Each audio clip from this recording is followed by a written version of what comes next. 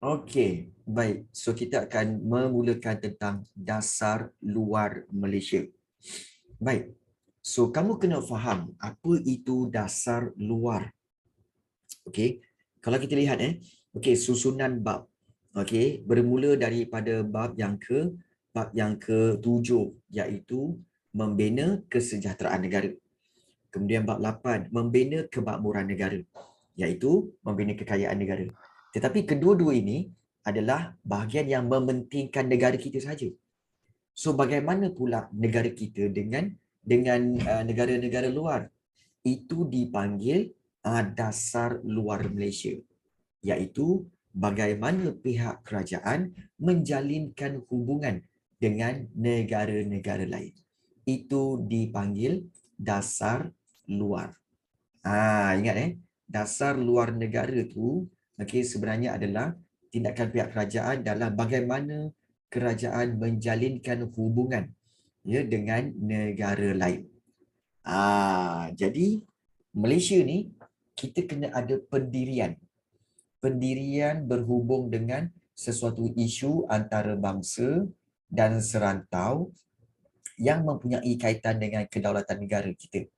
So bagaimana kita menyatakannya iaitu melalui dasar luar negara. Okey. Kalau kamu tak faham dia macam ni lah. Macam ni. Okey, contohnya kalau katakan negara kita menjalinkan hubungan dengan banyak negara. So, negara kita sebenarnya Malaysia ni menjalinkan hubungan dengan negara demokrasi seperti USA, Britain dan sebagainya.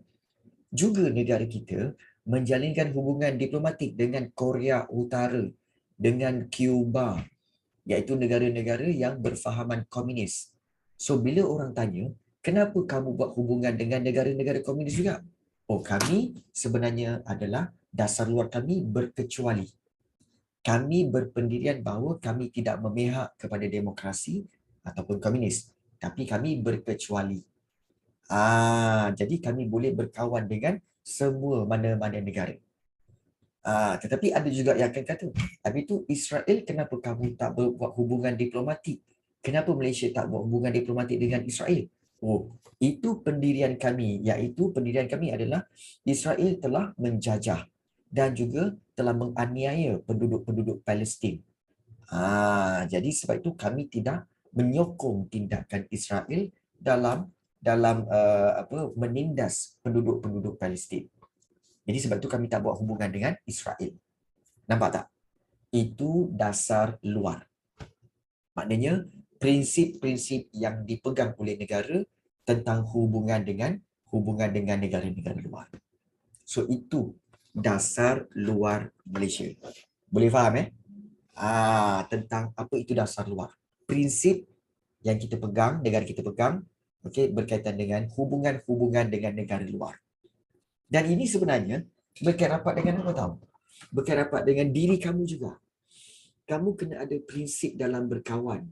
Kamu tak boleh kawan dengan semua orang macam semua orang kamu layan seperti biasa. Tak. Kamu kena ada dia punya prinsip.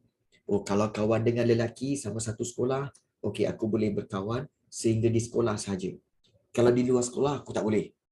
Kalau dengan perempuan, okey contoh kalau macam Daniel kan, Daniel kalau dengan kawan-kawan perempuan, so ada gap sikit, ada had sikit. Okey, so kita pegang kepada prinsip, Daniel pegang pada prinsip kita tidak akan rapat pada perempuan. Contoh. Itu dia punya dasar luar diri dia. Nampak tak?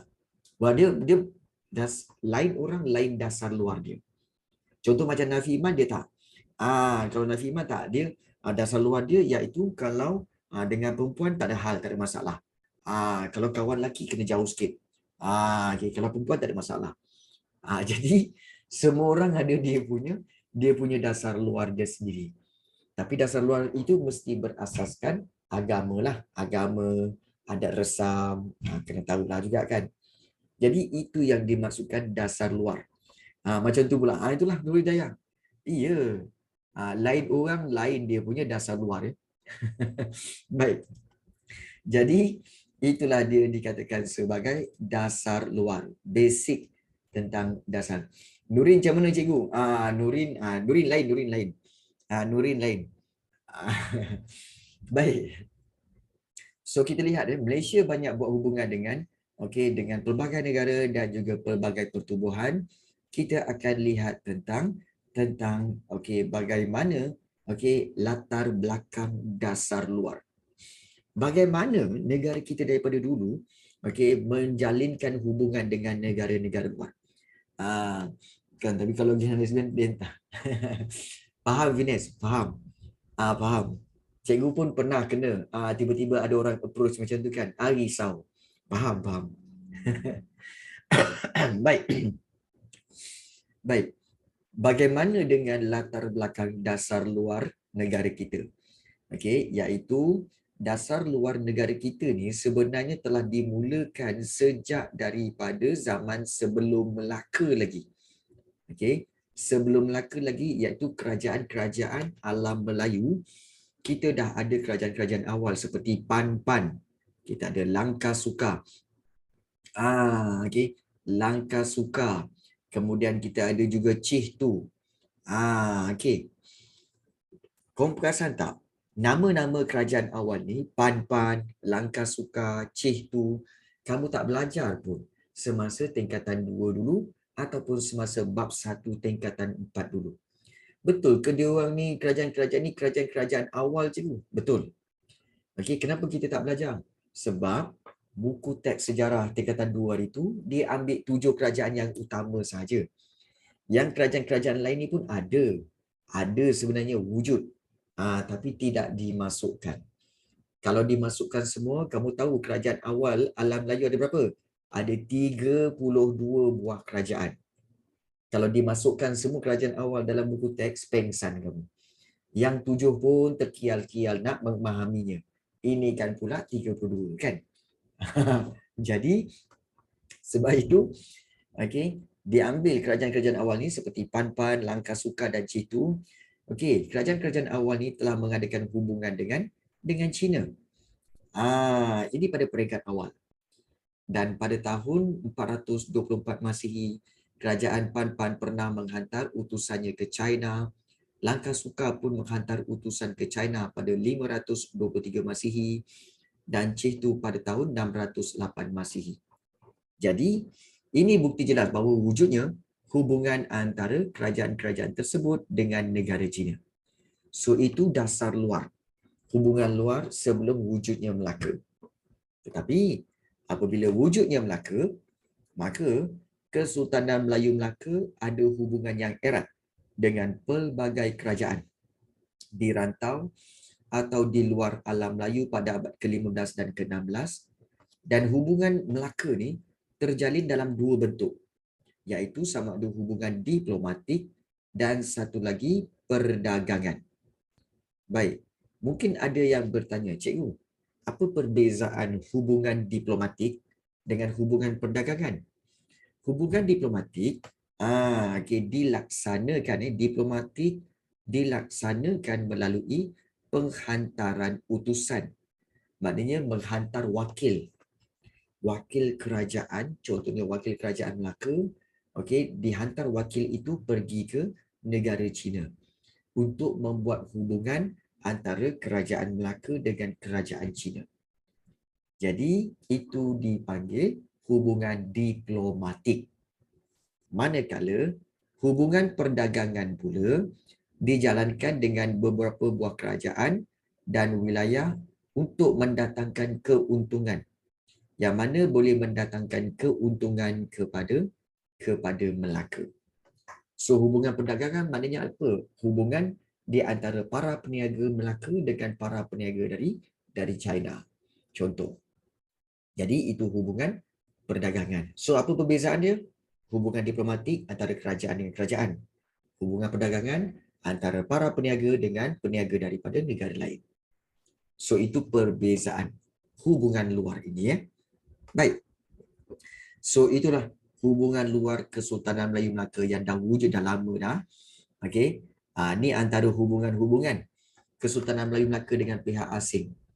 Kalau hubungan diplomatik, maknanya hubungan antara kerajaan dengan kerajaan seperti China, Ryukyu, Siam, Makassar, Pasai dan juga Turki.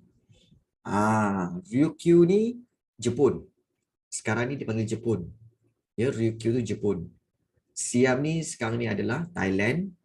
Makassar ni adalah kawasan Bugis yang mana sekarang ini telah menjadi sebahagian daripada Indonesia. Okey. Pasai di kawasan Sumatera juga Indonesia dan Turki sekarang adalah Turki lah. Selain daripada itu, ada juga hubungan perdagangan dengan negara-negara seperti China, Hadramaut, iaitu di Yaman, di tanah Arab sana. Okay, Pegu, Luzon. Okay, Pegu dengan Luzon di kawasan Filipina. Okay, Gujarat, Coromandel, Bengal, ini adalah kawasan India. Di negara India. Okay, Mesir, Parsi di kawasan Iran dan Iraq sekarang. Dan juga Turki. So kalau kita lihat ada beberapa kerajaan yang ada kedua-duanya. Contohnya, Melaka membuat hubungan diplomatik dan hubungan perdagangan dengan China dan juga Turki. Kalau kamu perhatikan, Turki pun sama.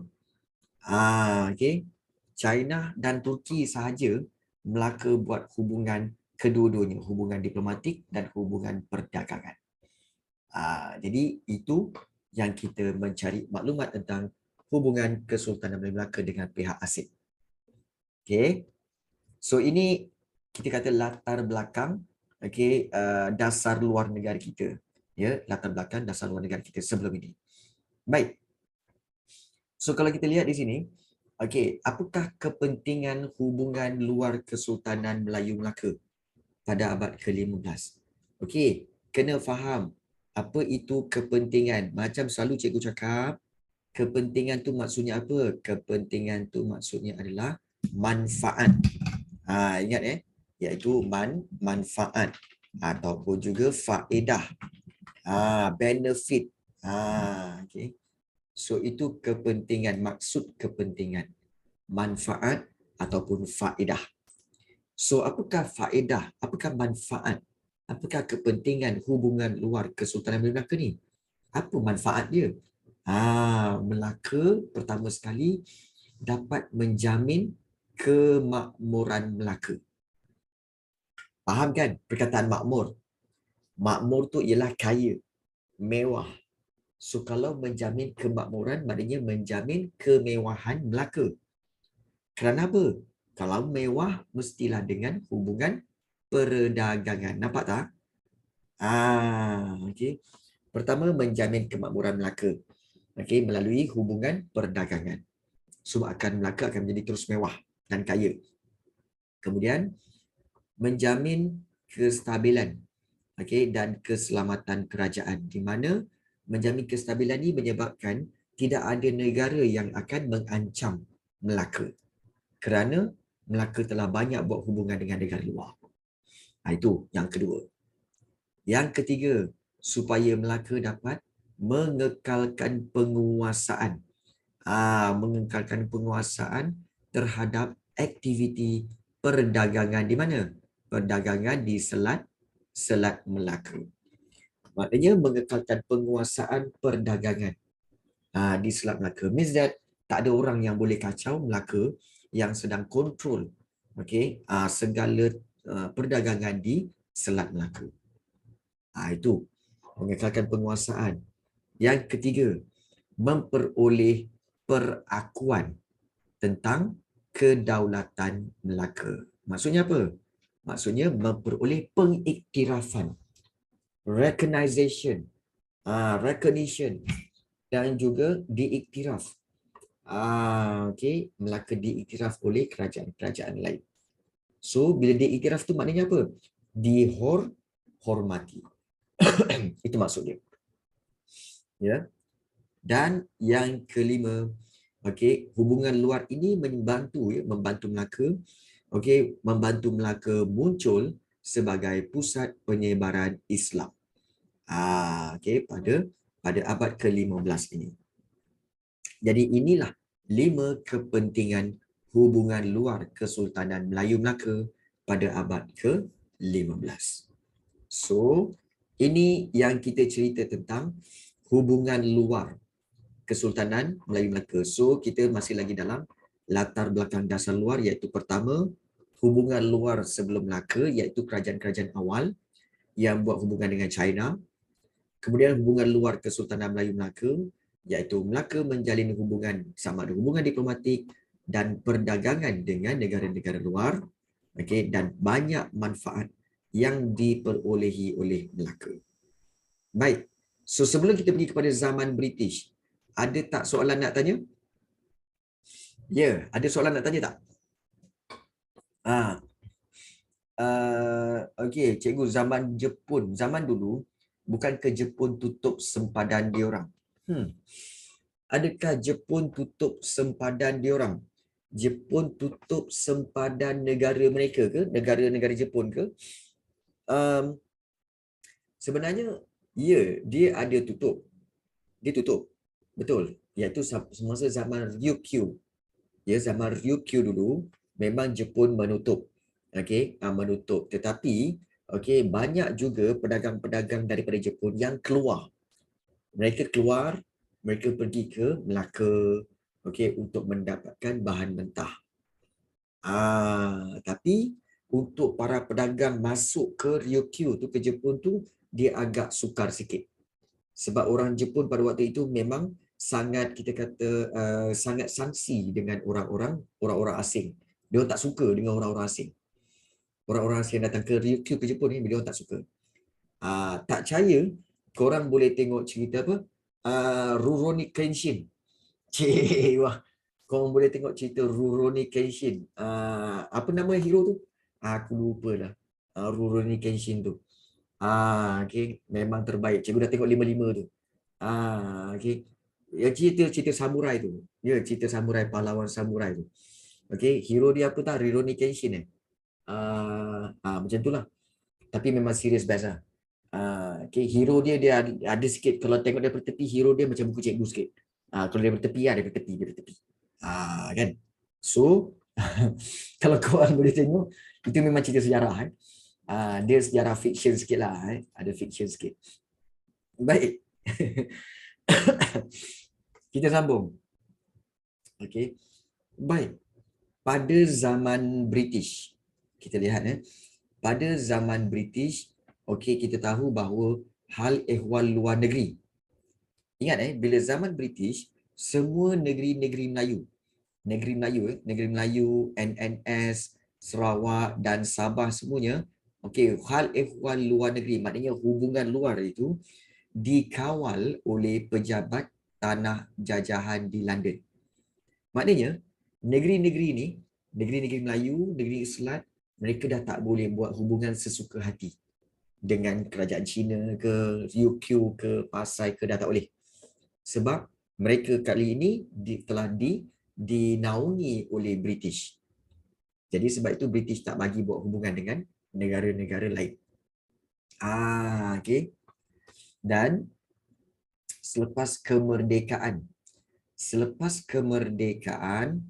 dasar luar negara memasuki era baru setelah negara kita mencapai kemerdekaan. Kemerdekaan membolehkan kita menggubal sendiri dasar luar untuk kepentingan negara. Terdapat dua perkembangan. Ini korang kena take note betul-betul.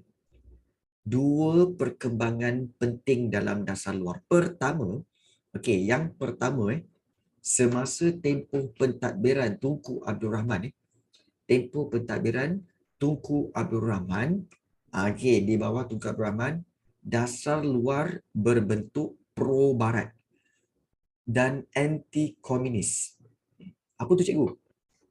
Iaitu semasa tahun-tahun awal Tunku Abdul Rahman menjadi Perdana Menteri, iaitu pro-barat. Pro tu maksudnya apa? Sokong. Pro tu menyokong barat. Dan anti-komunis maknanya menentang komunis. Dan kenapa boleh jadi macam tu pada peringkat awal? Sebab pada waktu itu negara kita masih lagi dalam darurat. Kita merdeka tahun 1957 kan? Dan kita tahu darurat berlaku daripada tahun 1948 sampai 1960. Maknanya masa kita merdeka tu masih lagi ada ancaman komunis. Sebab itu Tunku Abdul Rahman dia buat dasar iaitu menyokong Barat dan juga anti-komunis, menentang komunis. Tetapi apabila yang kedua pula bermula ketika pentadbiran Tun Abdul Razak, iaitu Perdana Menteri kita yang kedua. So semasa Perdana Menteri kita yang kedua ni, Malaysia lebih bersikap tidak memihak dan menjalinkan hubungan dengan negara lain, maknanya menjalinkan hubungan dengan negara lain tanpa mengira ideologi. Sebab tu Malaysia buat hubungan dengan Korea Utara, buat hubungan dengan Russia, China. China pada waktu itu sampai sekarang masih lagi kerajaan komunis. Jangan korang salah faham. Ya. Maksudnya negara kita macam jadi negara neutral lah, macam Belgium. Ya, betul. Maksudnya semasa Tun Abdul Razak Husin, negara kita bersikap neutral. Maknanya tidak memihak kepada Barat dan juga tidak memihak kepada komunis. So, Malaysia menjalinkan hubungan dengan semua negara. Kenapa macam tu? Supaya Malaysia dapat membuat hubungan yang lebih banyak. Hubungan diplomatik dan hubungan perdagangan. Itu matlamat dia. Jadi, kalau kita lihat, dasar luar negara telah berubah. Yang pertama, semasa Tunku Abdul Rahman, iaitu pro-Barat dan anti-komunis. Dan yang kedua, apabila Tun Abdul Razak bersikap lebih kepada tidak memihak kepada mana-mana dan menjalinkan hubungan dengan negara lain tanpa mengira ideologi. Jadi inilah dia kita kata sebagai latar belakang hubungan luar. Bermula dengan hubungan luar sebelum Melaka, hubungan luar Kesultanan Melayu Melaka, dan kemudian hubungan luar semasa zaman British dan juga selepas kemerdekaan. So itulah dia 9.1. Okey. So latar belakang. Ada apa-apa nak tanya? Okey. Ada apa-apa yang tak faham, tak nak tanya sebelum kita meneruskan kepada 9.2?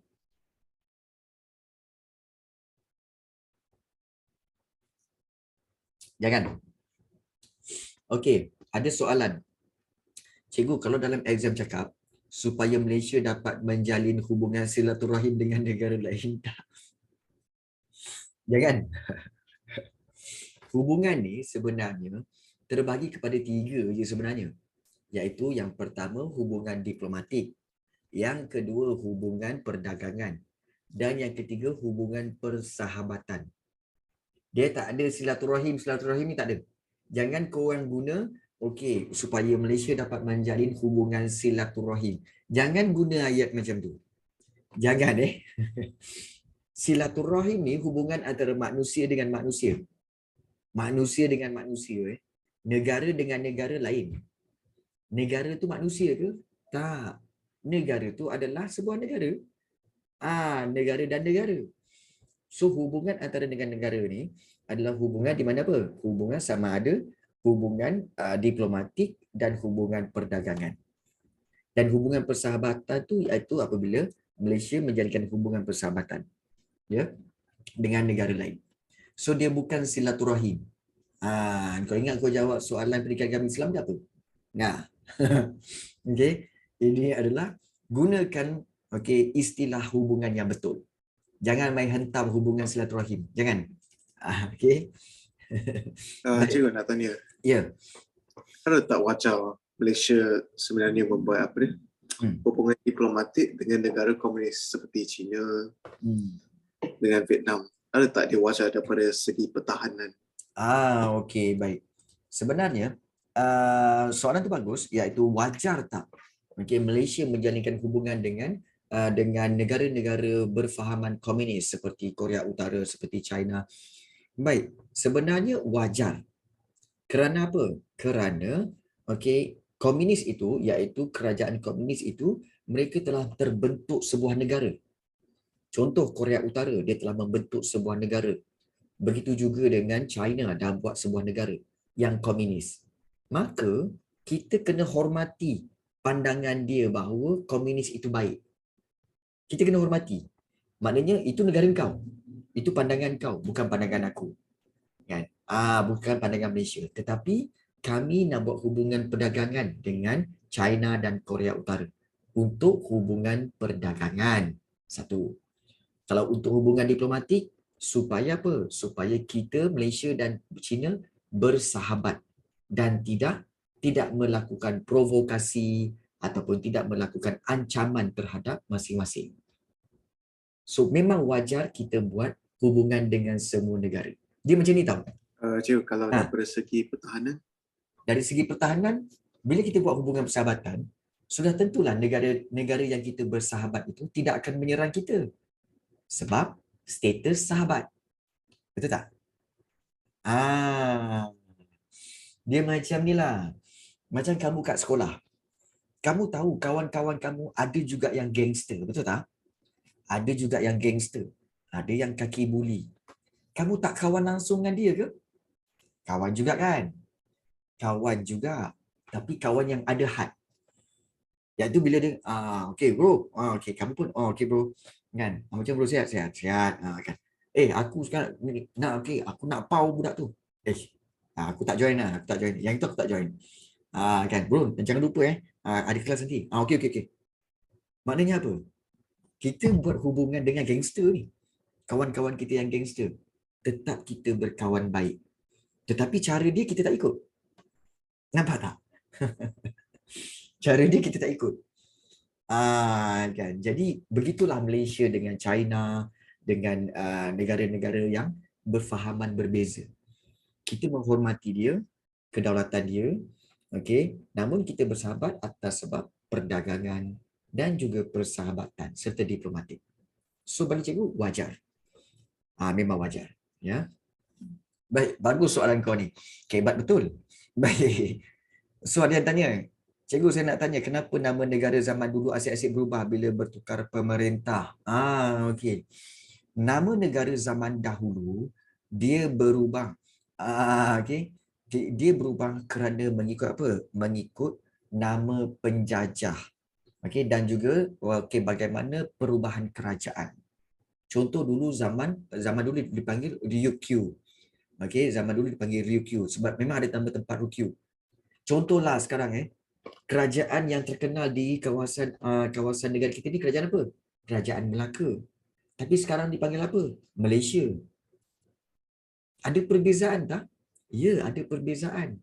Tapi Melaka merujuk kepada kerajaan Melaka itu sahaja yang bertempat di Melaka. Sekarang ni kerajaan Malaysia menjadi sebuah negara. Begitu juga Ryukyu. Ryukyu itu nama tempat. Okey, tetapi bila terbentuk sebuah negara merdeka dipanggil Jepun. Dia macam tu je lah. Dia memang ada perubahan kat situ. Ya. Baik. Tapi China asyik provok negara jiran kan sebab tahu kapal perang dia orang dekat pesisir perairan Melaka. Ya betul. Ya, sebab China ni kita faham dia nak menunjukkan diri dia sebagai kuasa ekonomi dan kuasa ketenteraan dan cuba mencabar Amerika. Sebab itu dia tunjukkan kapal perang dia, kekuatan ekonomi dia, nak bersaing dengan Amerika. Itulah dia. So Aisyah kata kita gunakan hubungan luar ni untuk duit lah. Bukan untuk duit, untuk kemakmuran. Kan? Yang penting kita dapat income, betul tak? Jadi kita gunakan dia orang untuk duit lah. Plus minus lebih kurang lah. Tapi ayat tu nakal sangat Syah. Kan? Ayat tu macam provoke sangat tu. Macam tak ikhlas je berkawan. Baik. Bagus soalan-soalan kamu ni. Baik. So kita telah lihat latar belakang. Dah start business minded dah. Itulah. Dah start business minded ya. Baik. Kita lihat di sini. Seterusnya 9.2. Asas penggubalan dasar luar. Baik. Bagaimana dasar luar ini dibuat? Ingat penggubalan tu apa? Mungkin ramai yang bertanya, penggubalan tu apa cikgu? Penggubalan tu maksudnya pembinaan, penciptaan. Penggubalan tu penciptaan. Bagaimana kita kata penciptaan dasar luar ini? Okey. Jadi penggubalan dasar luar Malaysia dilaksanakan berpandukan sama ada perkembangan ekonomi, sosial dan politik. Sama ada di peringkat domestik, maknanya peringkat dalam negara ataupun juga di peringkat antarabangsa. Of course lah. Kita buat hubungan dengan rakan-rakan kita. Korang tak payah cerita lah. Korang ni, cuba korang tengok balik. Korang kawan dengan kawan-kawan korang dalam kelas mesti bertujuan. Betul tak? Bukan semata-mata kawan kan, mesti ada tujuan. Oh, aku nak kawan dengan Venus lah. Sebab apa? Sebab dia pandai maths.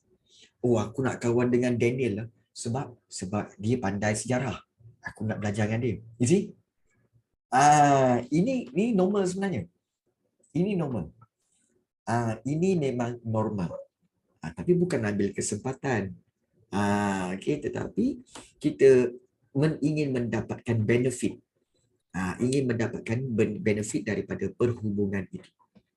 So kalau perhubungan yang tidak membawa benefit, sebenarnya dia akan jadi hubungan yang sia-sia. Contoh macam hubungan korang dengan cikgu. Apakah hubungan korang dengan cikgu? Sudah tentu korang nak benefit kan? Korang nak benefit apa? Korang nak benefit ilmu. Macam tu lah. Kan? Jadi, dia mesti setiap perhubungan pastinya ada dia punya tujuan. Sama ada dari segi politik, ekonomi ataupun sosial. Bohonglah kalau tidak bertujuan. Oh, saya buat hubungan dengan dia, saya berkawan dengan dia, saya ikhlas.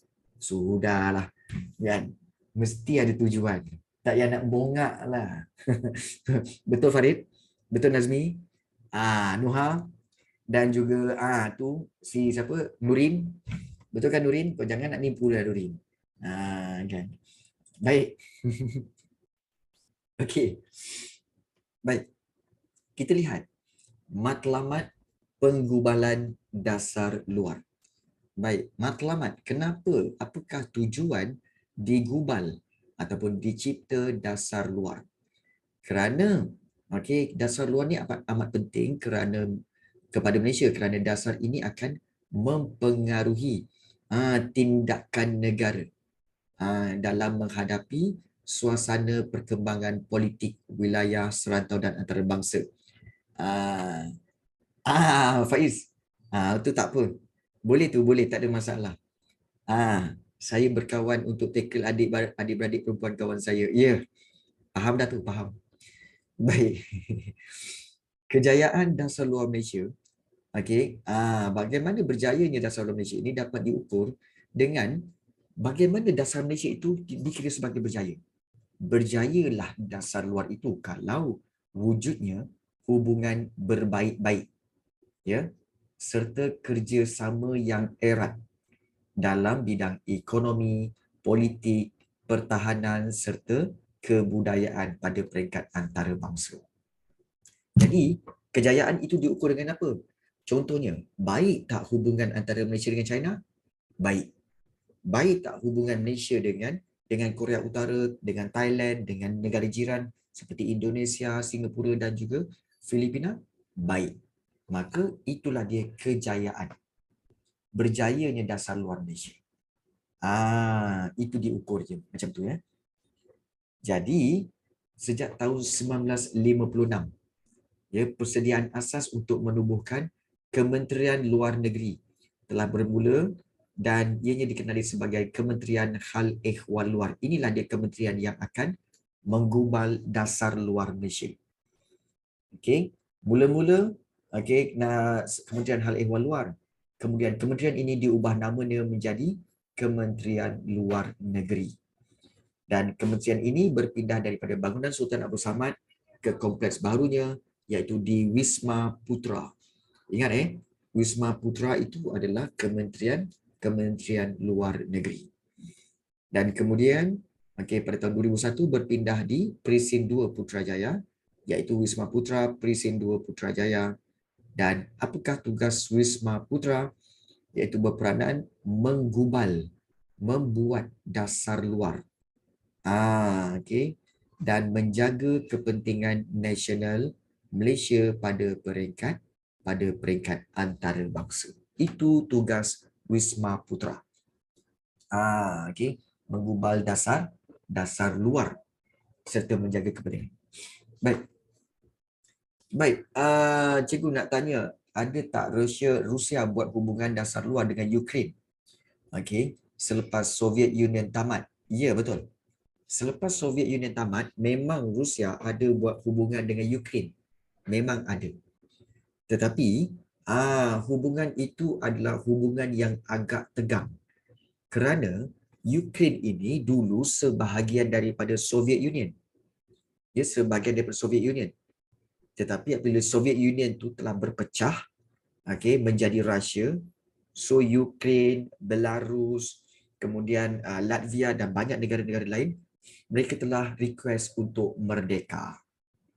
Dan juga Russia akhirnya membenarkan untuk mereka merdeka, sebab tu Ukraine pun merdeka juga. Tetapi harus ingat, Russia tetap kata apa? Walaupun dia merdeka, tetapi aku nak kepentingan-kepentingan mereka masih lagi diberikan kepada Russia. Dia macam British lah, British dengan tanah Melayu. Walaupun British telah melepaskan tanah Melayu merdeka, tapi ekonomi, getah, biji timah masih nak terus supply kepada Britain. Sama lah macam Russia tu. Russia nak Ukraine terus supply. Arang batu dan sebagainya. Tetapi pada akhirnya itu yang menyebabkan ketidakpuasan hati dan menyebabkan berlakulah perang Rusia-Ukraine sekarang ni. Sekarang ni berlaku. Kemudian Ukraine nak join PBB, betul. Ukraine nak join PBB sebab dia tak nak duduk di bawah Russia. Tapi Russia tak kasih. Sebab kalau Russia bagi Ukraine untuk join PBB, sudah tentulah Ukraine akan mendapat bantuan daripada Amerika dan Britain. So bila dapat bantuan ketenteraan Amerika dan Britain, maka tentera Amerika dan Britain akan datang ke Ukraine dan ini menyebabkan tercetus perang yang lebih besar, iaitu antara perang Russia dengan Amerika pula. Nampak tak? Dia ada kaitan-kaitan itu. Sebab itu dasar luar ni sangat hati-hati. Sangat kena jaga. Baik. So Danisha, Amerika pernah ke kena jajah? Amerika sebenarnya, Amerika sebenarnya, sebelum itu, kamu belajar kan? Kamu ingat lagi tak? Sejarah tingkatan 4, bab yang kedua. Ingat tak revolusi kemerdekaan Amerika? Ingat. Ingat kan? Revolusi kemerdekaan Amerika maksudnya apa? Maksudnya pada tahun 1776 itulah Amerika merdeka. Sebelum itu Amerika di bawah British. Amerika kena bayar cukai kepada British, dinaungi oleh British. Tapi sebab dia orang tak puas hati, British ni bayar cukai aja, kita orang bayar cukai. Revolusi Amerika. Revolusi kemerdekaan Amerika. Jadi bila bayar cukai kan pada Britain, tapi Britain tak ambil tahu pun tentang rakyat Amerika. Bila tak ambil tahu tentang rakyat Amerika marah lah. Sebab itu mereka berjuang. Mereka berjuang. Bila mereka berjuang, akhirnya mereka menang. Itulah dia. Lupa dah tu. Ingat, revolusi ada 3. Pertama, revolusi keagungan, iaitu di mana? Di Britain. Yang kedua, revolusi Amerika atau dipanggil revolusi kemerdekaan Amerika 1776. Dan satu lagi, revolusi Perancis yang kita belajar dalam bab 2 tingkatan 4. Jangan lupa tu. Kan? So itulah dia. Revolusi-revolusi yang berlaku dan berkaitan dengan negara-negara kuasa besar. So sejak itu Amerika tidak pernah dijajah lagi sampai sekarang. Amerika tidak dijajah lagi sampai sekarang. Lama tu. Kan? Baik. So kita lihat penggubalan dasar luar. So matlamat penggubalan dasar luar. Apakah matlamat? Apakah tujuan digubal prinsip-prinsip hubungan luar ni? Kenapa nak dibuat juga cikgu prinsip-prinsip luar? Kena buat. Pertama apa? Kerana apa? Kerana untuk mempertahankan kemerdekaan dan kedaulatan negara. Itu. Yang kedua, untuk melindungi kepentingan nasional. Maknanya untuk melindungi kepentingan seluruh rakyat. Macam-macam kepentingan. Kemudian, mempertahankan dan memajukan kepentingan Malaysia. Kita nak pertahankan Malaysia, kemajuan Malaysia. Dan memupuk hubungan baik dengan negara luar. Dan untuk menghadapi perkembangan serta cabaran politik, ekonomi dan sosial. So, itulah matlamat digubal dasar luar. Maknanya ditetapkan bagaimana hubungan luar itu perlu dibuat dengan negara-negara lain. Itu matlamat dia. Dia macam ni lah Kalau korang masih boleh lagi kan, dia macam ni. Arwah ayah cikgu pernah bagi tahu cikgu macam mana nak berkawan. Dia kata apa tahu? Dia kata macam ni. Kawan ni ada kawan yang di sekolah sahaja. Tak boleh luar sekolah. Ada kawan yang boleh berkawan daripada sekolah sampai luar sekolah. Boleh. Ada juga kawan yang boleh di sekolah, kemudian boleh di luar sekolah, boleh sampai depan pintu rumah je. Tak boleh bawa masuk. Dan ada juga kawan yang boleh di sekolah, kemudian boleh dibawa ke depan rumah dan boleh bawa masuk. So, kena kenal pasti. Orang yang macam mana kamu boleh letakkan kawan tu di sekolah sahaja ke, sampai di luar rumah sahaja ke, ataupun sampai di dalam rumah. Kamu kena pilih, kena choose wisely. Kalau tidak, kalau kamu layan semua sama, habis. Kamu tidak akan dihormati. Itu pesan arwah ya cikgu. Betul tak? Kamu fikir tak? Pernah tak kamu fikir, lah, betul lah. Ada kawan yang aku tak boleh bawa ke rumah lah. Tak boleh lah orang macam ni. Betul tak? Betul lah cikgu. Takut nanti bukan kawan tu dia boleh sabotage. Ya, betul. Betul. So, kamu tahu tak, bapa cikgu tu, arwah ayah cikgu tu, dia dah ajar tentang dasar luar. Itulah dia dasar luar. Prinsip hubungan kita dengan orang-orang luar. Kena ada prinsip. Orang yang macam ni aku kena berkawan sampai sini saja. Kalau kawan main skateboard sampai skateboard saja, habis balik. So dia tak boleh lebih kat situ. Jadi kita kena tetapkan dasar luar kita terhadap kawan-kawan. Begitu juga Malaysia. Malaysia kena tetapkan dasar luar negara kita supaya apa? Supaya menjaga kepentingan nasional, supaya menjamin kemakmuran dan kesejahteraan negara kita dan sebagainya. Itu tujuan utama penggubalan dasar luar. Okey, baik, bagus soalan Danisha. Okey. Baik. Baik. Okey, baik. Cikgu dah agak dah ni. Okey, baik, tak apa. Bila kita dah tengok tentang soalan ini, okey, tentang matlamat penggubalan dasar luar. Baik, ada rakan kamu tanya, cikgu, macam mana nak jawab membuat rasionalisasi, rasionalkan hubungan luar dalam mempertahankan kedaulatan negara. Baik, macam mana nak jawab soalan ni cikgu? Iaitu soalan perkataan rasional. Baik, sebenarnya maksud perkataan rasional itu ialah apa? Okey, maksudnya dulu. Baik, rasional itu sebenarnya bermaksud apa? Sekejap cikgu.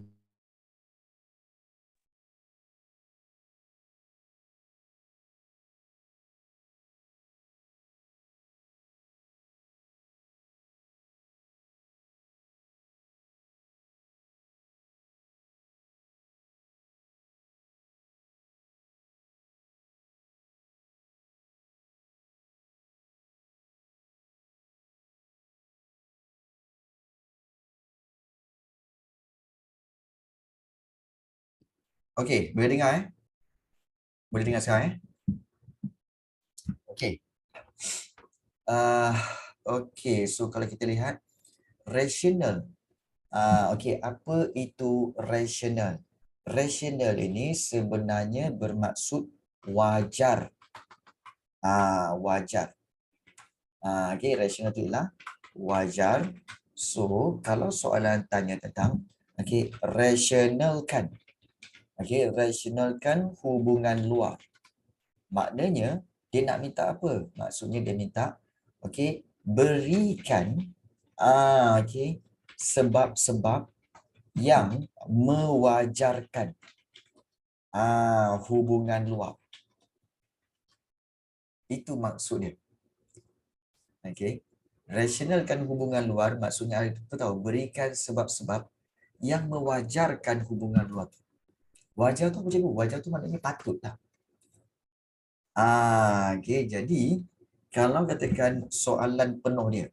Okey, soalan penuh dia iaitu kita lihat iaitu rasionalkan. Okey, rasionalkan hubungan luar dalam mempertahankan mempertahankan kedaulatan negara. Maksudnya apa? Maksudnya adalah iaitu berikan, kita boleh buat kurungan, berikan sebab-sebab yang mewajarkan hubungan luar. Hubungan luar dalam mempertahankan kedaulatan negara. Negara. So itu yang berkaitan dengan wajar. Berikan sebab-sebab yang mewajarkan hubungan luar dalam mempertahankan kedaulatan negara. Okey. Jadi macam nak jawab soalan ini? Macam mana jawab soalan ini? Okey, iaitu rasionalkan hubungan luar dalam mempertahankan negara. Maknanya berikan sebab-sebab. Apa sebab kita kena buat hubungan luar? Tetapi sebabnya mesti dalam mempertahankan kedaulatan negara. Okey. So, berikan sebab-sebab yang sepatutnya kita buat iaitu hubungan luar yang menyebabkan kita kena buat hubungan luar terutama sekali dalam mempertahankan kedaulatan negara. Okey. So, daripada sini berikan sebab-sebab yang mewajarkannya. Antara sebab-sebabnya yang pertama iaitu bila buat hubungan luar. Okey. So, apakah kesan dia? Okey, maknanya apakah sebab dia? Supaya apa? Supaya negara mendapat perlindungan dari sudut ketenteraan. Perlindungan dari sudut ketenteraan ataupun perlindungan pertahanan dari negara-negara daripada negara-negara kuasa luar. Negara-negara kuasa ketenteraan ataupun kuasa besar. Kita ambil kuasa besar lah mendapat perlindungan pertahanan daripada negara-negara kuasa besar. Dan kemudian kamu boleh buat huraian. Huraian itu contohnya apa? Contohnya contoh negara-negara kuasa besar dalam ketenteraan. Seperti Amerika Syarikat. Amerika Syarikat dan China. Macam tu. Supaya negara mendapat perlindungan pertahanan daripada negara-negara kuasa besar. Kemudian selain itu, supaya apa? Supaya sebab-sebab yang mewajarkannya supaya negara mendapat kita kata pendedahan terhadap teknologi ketenteraan. Ketenteraan moden. Ataupun kita kata terhadap teknologi moden dalam ketenteraan. Jadi kita tahu bahawa kuasa-kuasa besar. Kuasa-kuasa besar seperti Amerika Syarikat Amerika Syarikat dan China memiliki teknologi pertahanan yang canggih dan termaju di dunia. Di dunia. So kesannya apa ataupun inference-nya apa? Maka kita tahu bahawa teknologi ini boleh berpindah kepada negara kita. Kepada negara kita. Ke negara kita lah. Teknologi boleh berpindah ke negara kita, okey, melalui hubungan hubungan luar yang baik, okey, ataupun hubungan luar yang erat dengan negara-negara kuasa besar ini. Negara kuasa besar ini, okey, besar ini demi, kita tambahkan demi menjamin okey, kedaulatan negara kita. Titik. So inilah dia bagaimana untuk menjawab soalan membuat rasionalisasi. Okey. Jadi di sini kita dapat bahawa ada dua dan juga yang ini lebih sikit iaitu yang ini cikgu buat fakta dan juga huraian. Kemudian di sini cikgu buat fakta, dan juga huraian. Huraian dan di sini ada inference. Demi menjamin kedaulatan negara ada inference kat sini ataupun kesimpulan pun boleh juga. So boleh ambil, nak ambil boleh ambil. Berkaitan catatan ini.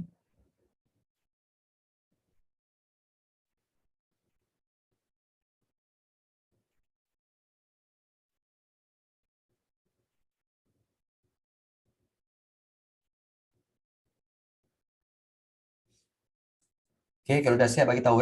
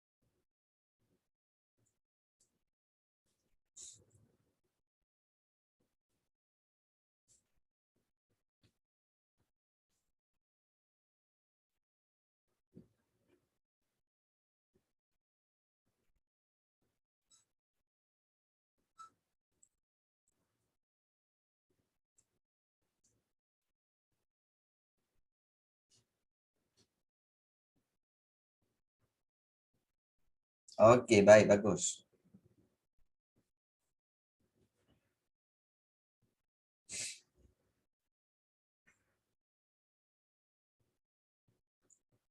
Okey, so dah salin ini menjawab soalan daripada soalan buku teks tu tentang rasionalkan, iaitu membuat rasionalisasi.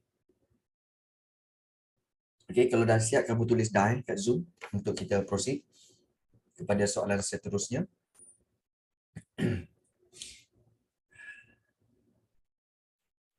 Okey, dan pun dah. Okey, bagus.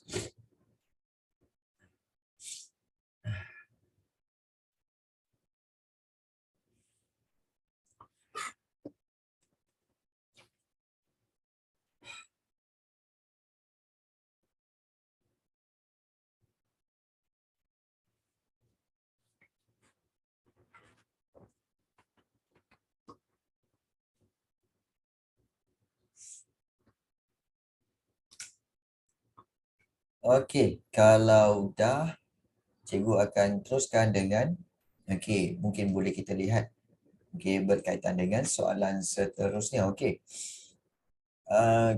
So kalau kita lihat kita telah menjawab soalan iaitu rasionalkan hubungan luar dalam mempertahankan kedaulatan negara. Selain daripada itu mungkin kita boleh lihat satu lagi soalan, iaitu soalan di bawah dia tu, iaitu mengapakah hubungan baik dengan negara luar perlu diperkukuh. Okey, mengapakah hubungan baik dengan negara luar perlu diperkukuh? Maknanya, kenapa? Berikan sebab-sebab hubungan baik dengan negara luar perlu diperkukuh. Maknanya perlu diterapkan dan juga perlu diperkuatkan. Kenapa? Di sini kita boleh berikan alasan sebenarnya yang sama. Iaitu untuk apa? Sebenarnya mengapa hubungan baik dengan negara luar ni perlu diperkukuh? Supaya jawapan dia yang ini. Supaya dapat mempertahankan kedaulatan, kemerdekaan dan kedaulatan negara. Ya betul, kita ambil matlamat dia. Iaitu untuk melindungi kepentingan nasional, juga untuk mempertahankan dan memajukan kepentingan Malaysia, untuk memupuk hubungan baik dengan negara luar, dan juga untuk menghadapi perkembangan serta cabaran politik, ekonomi dan juga sosial. So, kamu boleh ambil daripada matlamat penggubalan dasar luar. Itu cara dia. So, mengapa hubungan baik dengan negara luar perlu diperkukuh? Untuk mempertahankan. Untuk inilah. Untuk matlamat penggubalan dasar luar tu lah. So boleh ambil 1, 2, 3, 4 dan juga 5 ni. So sama saja. Ya. Okey. Baik. Kemudian kalau kita lihat tentang soalan, ada satu soalan sebelum tu tadi, iaitu kalau kita lihat soalan mana jadi sampai sini dah. Iaitu soalan ini. Apakah kepentingan hubungan luar Kesultanan Melayu Melaka? Soalannya, apakah kepentingan? Apakah kepentingan hubungan luar Kesultanan Melayu Melaka? So, kepentingan hubungan luar Kesultanan Melaka inilah dia. Kalau soalan itu sebenarnya, soalan ini memang direct. Apakah kepentingan hubungan luar Kesultanan Melaka? Yang ini kamu memang ambil terus daripada 5 ini. Yang ini 1, kemudian 2, kemudian 3, 4, 4 dan juga 5. So, itu menjawab soalan iaitu apakah kepentingan hubungan luar Kesultanan Melayu Melaka. Dapat? Itu cara bagaimana untuk menjawab soalan. Tapi cikgu rasa kamu dah tahu cara bagaimana untuk menjawab soalan tu. Mungkin ada sikit sebanyak je lah masalah. Dan tidaklah banyak sangat masalah tu kan. Okey, baik. Dalam tu kita akan kita boleh pergi kepada satu lagi muka surat boleh? Iaitu tentang faktor penggubalan dasar luar. Boleh? Ke korang dah tak larat dah ni? Perkataan Putra tu boleh? Perkataan Putra. Boleh kita masuk kepada faktor penggubalan dasar luar. Baik, apakah faktor-faktor dia? Tadi matlamat Yang tadi ni matlamat. Tujuan penggubalan dasar luar. Dan juga apakah faktor-faktor penggubalan dasar luar, maknanya sebab-sebab penggubalan dasar luar, iaitu terdapat banyak faktor yang mempengaruhi penggubalan dasar luar Malaysia ni, iaitu pertama sekali ikatan sejarah, kemudian yang kedua keperluan nasional, dan yang ketiga kepimpinan, dan juga yang keempat persekitaran luar. Kalau objektif sama tak dengan matlamat? Sebenarnya objektif dan matlamat tu sama. Sebenarnya objektif, matlamat, tujuan sama. So objektif, matlamat, tujuan tu sama. Ya. Dia sama. Baik. Kalau kita lihat, bermula daripada faktor yang pertama iaitu faktor ikatan sejarah. Iaitu penggubalan dasar luar ini kerana apa? Kerana faktor sejarah lah. Kenapa? Sebab nilai sejarah yang dilalui merupakan dasar luar yang digubal berdasarkan iaitu adanya ikatan sejarah antara negara kita ni dengan negara lain. Kalau menurut sejarah memang dulu-dulu kita adalah hubungan dengan negara-negara ni. Oh ya ke? Ya. Kita dulu ada hubungan ikatan sejarah dan budaya dengan negara-negara serantau dan antarabangsa seperti Singapura, Indonesia, Brunei dan banyak lagi. Yang ini menyebabkan Malaysia perlu menjalinkan hubungan dengan negara-negara ini. Kerana apa? Faktor sejarah. Dulu kita pernah buat hubungan dengan dia. Jadi sekarang ni kita kena buat hubungan lah, teruskan lagi hubungan ni. Itu dipanggil ikatan sejarah. Jadi hubungan Malaysia contohnya dengan Arab Saudi, Mesir, Yaman dan Turki. Yang ini pula Malaysia dengan negara-negara ini, sebelah negara Arab Arab Saudi, Mesir, Yaman dan Turki dipengaruhi oleh ikatan keagamaan. Kenapa keagamaan? Kita tahu bahawa iaitu daripada dulu lagi agama Islam bermula daripada kawasan Arab Saudi semua kan. Jadi kita dah ada ikatan keagamaan. Daripada sudut sejarah memang dah lama. Jadi selepas mencapai kemerdekaan, negara kita pun menyertai pertubuhan Commonwealth. Kucing tu dia memang bunyi kucing orang boleh dengar dia kucing tu sebenarnya kejap lagi cikgu bagi duit RM10, dia minta dia pergi KK Mart, belilah apa dia nak kan. Balik sekarang pandai-pandai lah dia nak makan ke apa kan. Baik. Ikatan sejarah. Selepas mencapai kemerdekaan, negara kita telah menyertai pertubuhan Commonwealth. Baik. Kenapa dia letakkan kat sini juga? Negara kita menyertai pertubuhan Commonwealth. Apa itu Commonwealth? Apa itu Commonwealth? Siapa tahu? Apa itu Commonwealth? Negara-negara yang apa? Negara yang di bawah jajahan British. Negara Commonwealth sebenarnya ialah satu pertubuhan. Commonwealth ialah satu pertubuhan bagi negara-negara bekas jajahan British. Bekas X lah, X. Negara-negara yang X dijajah ni boleh buat satu pertubuhan lagi. Negara-negara bekas tanah jajahan British. Banyak waktu, bukan satu negara, ada lebih kurang 54 buah negara yang berjadi Commonwealth. Dah pernah jadi. Ya, sukan nak kasih negara lain, lupa dia orang dah pernah jajah dia orang. Ya, betul Faiz. Dia macam kalau Nafi Iman boleh buat. Nafi Iman boleh buat Commonwealth, iaitu pertubuhan bagi wanita-wanita yang pernah menjadi tanah jajahan si Nafi Iman. Jadi dia boleh letaklah ramai juga tu. Boleh buat satu pertubuhan tu.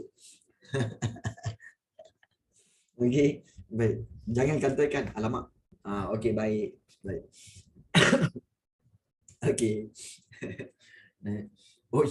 Nafi. Kan. Salah.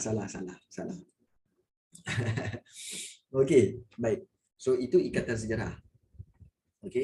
Iaitu negara serantau, kemudian negara-negara Arab dan juga Commonwealth kerana negara kita pernah dijajah oleh British. Itu yang pertama. Yang kedua, iaitu keperluan nasional, maknanya keperluan kebangsaan. Maknanya keperluan nasional ini bermaksud apa? Memberikan keutamaan kepada kepentingan negara. So dalam menggumbal dasar luar ni, kepentingan negara ni akan diberi perhatian utama. Untuk apa? Menjaga kedaulatan mahupun mungkin dasar-dasar yang menguntungkan negara. Contohnya, kedudukan yang strategik. Negara kita ni memang daripada dulu, daripada zaman kerajaan Alam Melayu, sampailah ke kerajaan Kesultanan Melaka, sampailah Kesultanan Johor Riau. Semua penjajah datang ke sini sebab apa? Kedudukan yang strategik. Alasan yang sama je. Ya. Jadi, kedudukan yang strategik ini menjadi perkiraan utama dalam membentuk dasar luar dengan negara-negara serantau.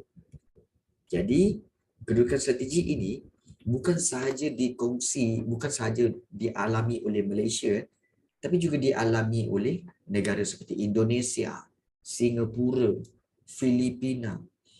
So, semua dapat tempias tentang kedudukan strategik ini. Jadi, hubungan baik dengan negara luar membolehkan Malaysia menjaga kebajikan rakyat Malaysia yang berada di luar negara sekiranya diperlukan. Jadi, kepentingan ekonomi dan keamanan menyebabkan Malaysia mengamalkan dasar luar yang bebas dan berkecuali, serta menjalinkan hubungan dengan semua negara tanpa mengira ideologi. Sebab apa? Sebab tak nak gaduh. Malaysia punya pemikiran, walaupun orang tu komunis ke, mungkin negara tu komunis ke, kita buat hubungan baik. Kerana apa? Kita tak nak gaduh. Kita tak nak gaduh. Nak elakkan pergaduhan. Elakkan peperangan. Jadi, sebab itu Malaysia menjalinkan hubungan dengan semua negara dan bersikap berkecuali. Jadi, kenapa buat macam tu? Kerana negara kita mementingkan kepentingan nasional. Iaitu kalau katakan berlaku peperangan, apa yang akan berlaku? Kemusnahan pada negara kita, kemudian kerosakan dan sebagainya. So itu yang kita tak nak. Itu kita tak nak.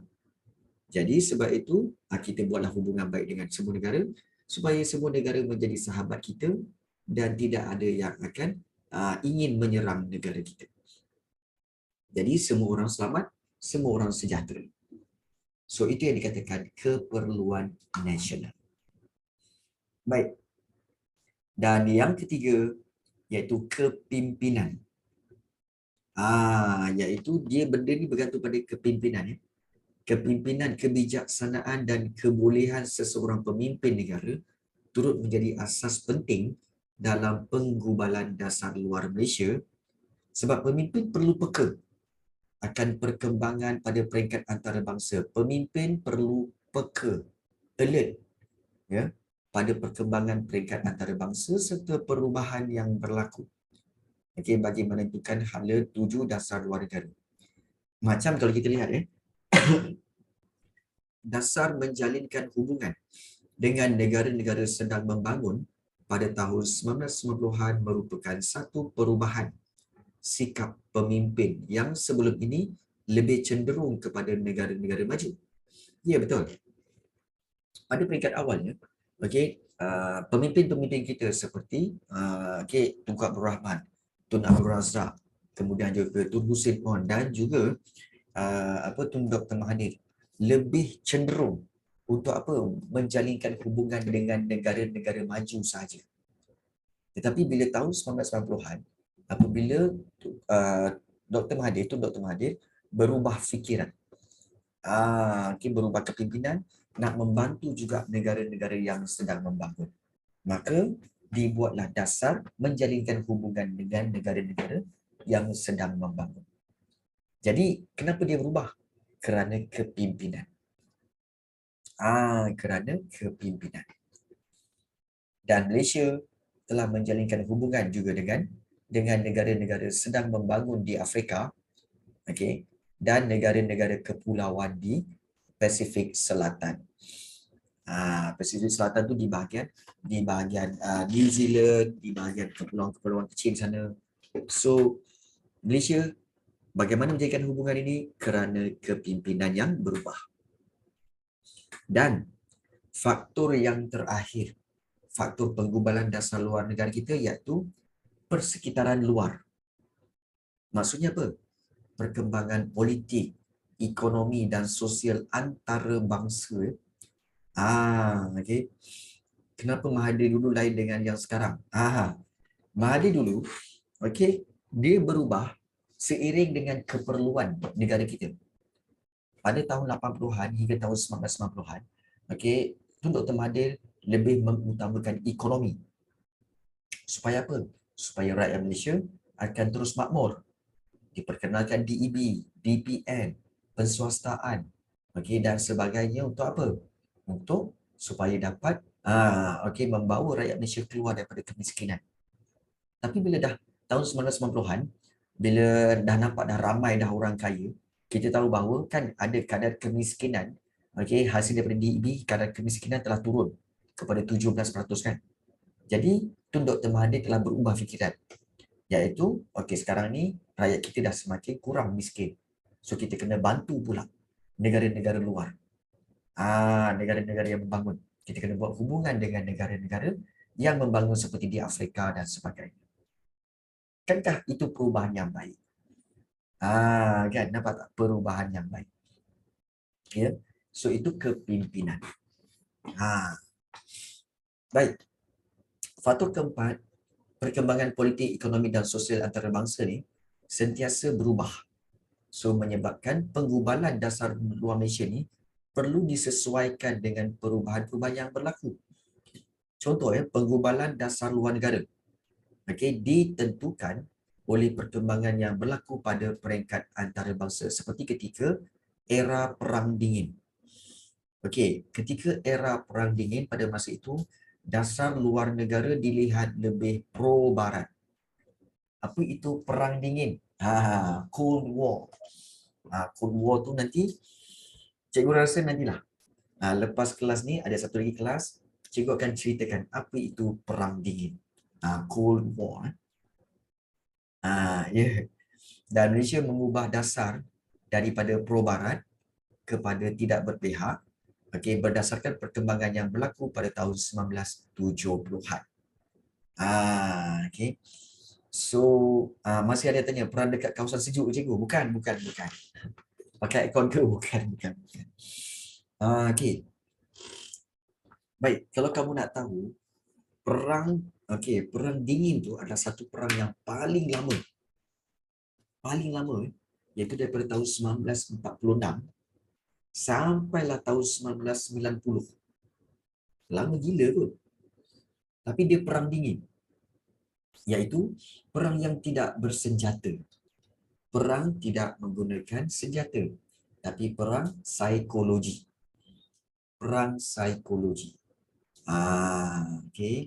Jadi, untuk detail itu, next class cikgu akan ceritakan tentang perang dingin itu. Dan sebenarnya dia menarik. Kita akan tengok perang dingin itu macam mana. Jadi, cikgu rasa itu saja pada hari ini. Ada soalan nak tanya? Sebab besok korang sekolah kan?